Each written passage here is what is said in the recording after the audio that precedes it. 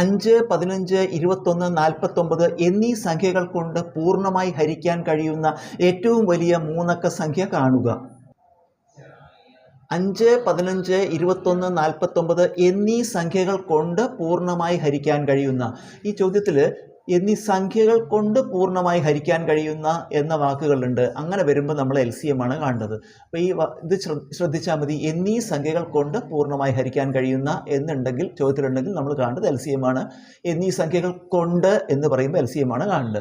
അപ്പോൾ 5, 15, 21, 49 എന്നീ സംഖ്യകളുടെ ലസാഗു കാണുകയാണ്. ഇതിലെല്ലാത്തിനെയും നിശേഷം ഹരിക്കാൻ പറ്റുന്ന സംഖ്യയില്ല. ഏതെങ്കിലും മൂന്നെണ്ണത്തിനെ ഹരിക്കാൻ പറ്റുന്ന സംഖ്യയും ഇല്ല. നമുക്ക് 15നെയും 21നെയും 3 കൊണ്ട് ഹരിക്കാൻ പറ്റും. അപ്പോൾ 5 ഇറക്കിയിട്ടു, 15ൽ I3 15, 21ൽ 7 3 21, 49ൽ 49 ഇറക്കിയിട്ടു. അടുത്തത് 5നെയും 5 കൊണ്ട് ഹരിക്കാൻ പറ്റും. 5 5, 5 7 പൂല ഇറക്കിയിട്ടു, 49 പൂല ഇറക്കിയിട്ടു. ഇനി 7നെയും 49നെയും 7 കൊണ്ട് ഹരിക്കാൻ പറ്റും. അപ്പോൾ 1 1 1 7 7 7 49. ഇനി ഇവിടെ 7 മാത്രമേ ഉള്ളൂ.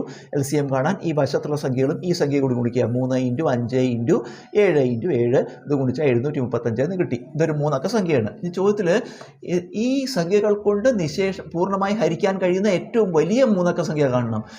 ഇപ്പോൾ ഇത് ഒരു മൂന്നക്ക സംഖ്യയാണ് 735 എന്നുള്ളത്. ഈ സംഖ്യകൾ കൊണ്ടൊക്കെ പൂർണ്ണമായി ഹരിക്കാൻ പറ്റുന്നതാണ്. നമ്മൾ LCM കണ്ടുപിടിച്ച് കിട്ടി. അടുത്ത സംഖ്യ എന്തായിരിക്കും അറിയോ?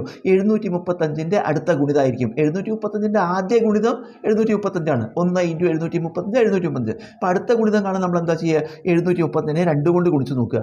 അപ്പോൾ എത്ര വരും? 1470 എന്ന് വരും. പക്ഷേ ഇതാകുമ്പോൾ എന്തായി? ഇത് നാലക്ക സംഖ്യയായി. നമ്മുടെ ചോദിച്ചിരുന്നത് ഏറ്റവും വലിയ മൂന്നക്ക സംഖ്യയാണ്. അപ്പോൾ 2 കൊണ്ട് ഇതിനെ, ഈ LCMത്തിനെ 2 കൊണ്ട് ഗുണിക്കും എന്തായി മാറി? നാലക്ക സംഖ്യയായി മാറി. അപ്പോൾ ഇതല്ല ഏറ്റവും വലിയ മൂന്നക്ക സംഖ്യ, ഈ LCM തന്നെയാണ്. ഉത്തരം 735.